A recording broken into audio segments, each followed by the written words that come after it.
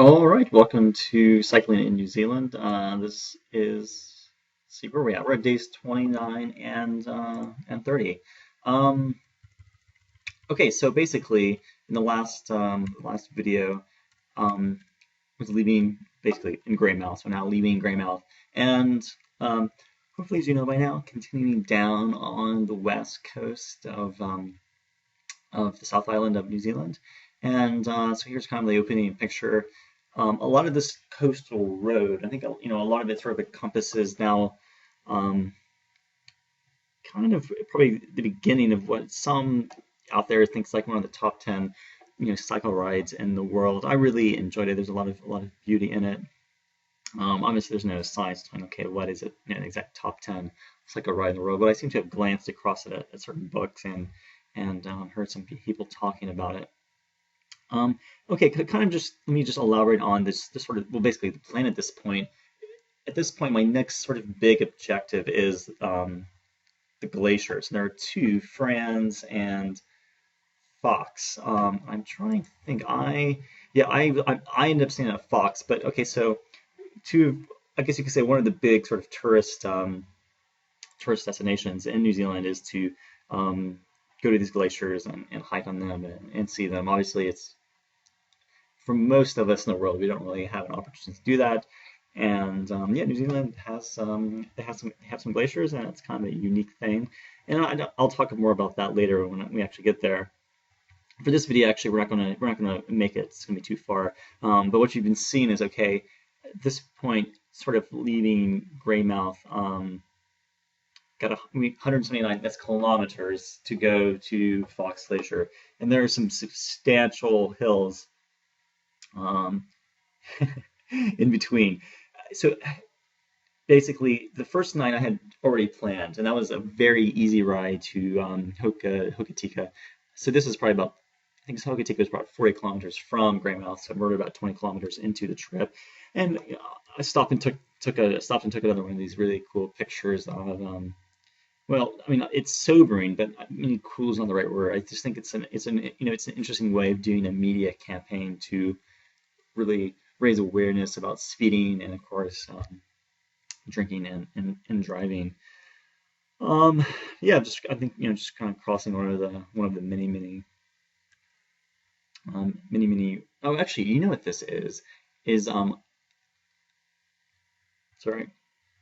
I had arrived in Hokitika, and I used warm showers again. And the guy I was staying with there, we went out and did some kayaking. So this is actually me here in the kayak. So yeah, I think that this may have been near where we put in the kayak or crossing. Um, it's pretty cool. After the kayak, I actually did a little bit of kind of he had a mountain bike, and then we did a little bit of mountain biking too. So that was a good time. Anyway, so basically day one, kind of an easy. That was really probably one of the easiest rides I had of any time. It was about 40 kilometers, so not far. It was on the coast. A lot of it was in a cycle only coastal, I mean, lane. You kind of followed the beach, probably about 15 or 20 kilometers before I had to get on the road. Of course, normally you are actually cycling on the road in New Zealand, but there was a small cycle dedicated lane that was about, I don't know, a few hundred feet east, really towards the coast, away from the road. Um, yeah, so this is you can see the bike there. This is the guy's house I stayed at. That's the kayak on top. Okay, anyway, so it's kind of an easy day. Left the next morning, and I was kind of thinking, okay, can I do 100 and what would it have been? It would have been 170 kilometers to Fox Glacier. I mean, it seemed theoretically possible, but I left early. I did leave early, but I mean, I, you know, there were some major hills to go up and down, to go through to certain parts. Here's a picture. You can sort of see in the distance the kind of stuff we're dealing with. Oh, this is actually kind of interesting too. As you're now looking at, okay, Ross, Gold Town. New Zealand has had a number of, as far as I understand, gold rushes at different parts of the country at different times. I think mainly in the 19th century. So I think that the town's pretty much, well, it's lots. It's more or less just kind of tourist town now. And when I say town, we're talking about maybe one place to stay, one visitor center, and one store. I mean, it's small. This is actually the lake at that town.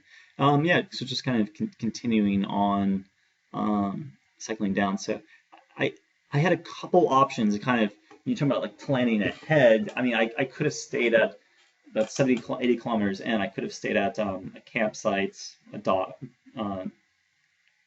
Department of Conservation campsite. That would have been another option. In the end, um, I sort of knew that I was going to make it to Harihari. And on the way, um, so I took a picture of this sign. There's kind of an interesting feeling about the west coast of the South Island of New Zealand. It's an as it's not even as anti-government. And people try to explain it to me. It's just as I've said many times, it's a very small population over a very large area, and you, I mean, notice to all politicians, local government bureaucrats, greedy corporate CEOs, rip-off merchants, overpaid bureaucrats. Remember the French Revolution, your day is coming. So occasionally you might see a sign, a sign like this. I think mostly sort of in good humor. At the same time, you can maybe have a kind of a certain perspective on their, political leaning, if you will. So, but next picture, super super beautiful. This was, I think actually, you know what this is? I had stopped and at a lake to have lunch, and I had lunch with another guy there who was, I think he was on a motorbike actually, yeah, or he may have been just, yeah, he was an older guy, probably in his 70s or 80s, on a motorbike. So, we set up a picnic together. Yeah, as you can see, this is the kind of thing that I was getting ready to go into.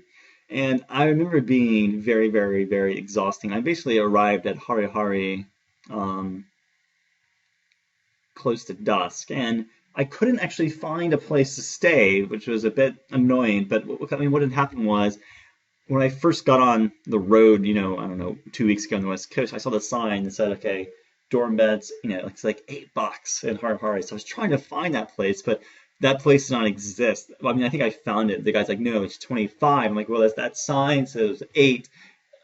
Anyway, so I sort of backtracked to about half a kilometer outside of town before coming in. And when I was coming in, I had actually stopped in there, but there was no one there. I mean, the door was open, and I, I think like I heard the mother's kids in the house, but I couldn't, like, I didn't hear the mother, and I knocked and no one came. So I'm like, well, I'm a bit uncomfortable. Like, I didn't really know what to do. Like, should I go back around the house? Anyway, so I mean, kind of to give you, and I unfortunately didn't take a picture of it here. Um, yeah, I might show you a picture of it next time. I think it was in that dark, but basically they had, a house and then sort of these two or three lodges, or, or it's kind of like, really tiny houses.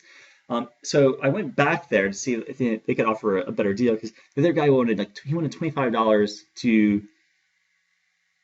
it didn't look like a nice place. And anyways, it didn't really seem like a good deal. So I went back there, and what this lady had for me was a camper van, and I think it was $20 or 15. It was a better deal. She was super nice, and the guy wasn't. So that kind of like swayed me among other things. And she let me use the kitchen near in sort of one of the guest houses, because actually no one was there. Like I said, this is basically the main tourist season has closed down for this kind of stuff, and you'll see lots of people at the glacier because it's sort of like a winter thing. But I think people usually come to these kinds of smaller towns in the summer to relax, and no one was there. This was a big day. So the first day, super easy to get to Hokitika. This was a big day. I mean, this was an 8-hour day. It was nice weather, but I mean, I was definitely tired towards the end. Yeah, so that is days 29 and 30. All right, thanks for listening. Yeah, so basically we've gone through a month, and yeah, all right, see you next time.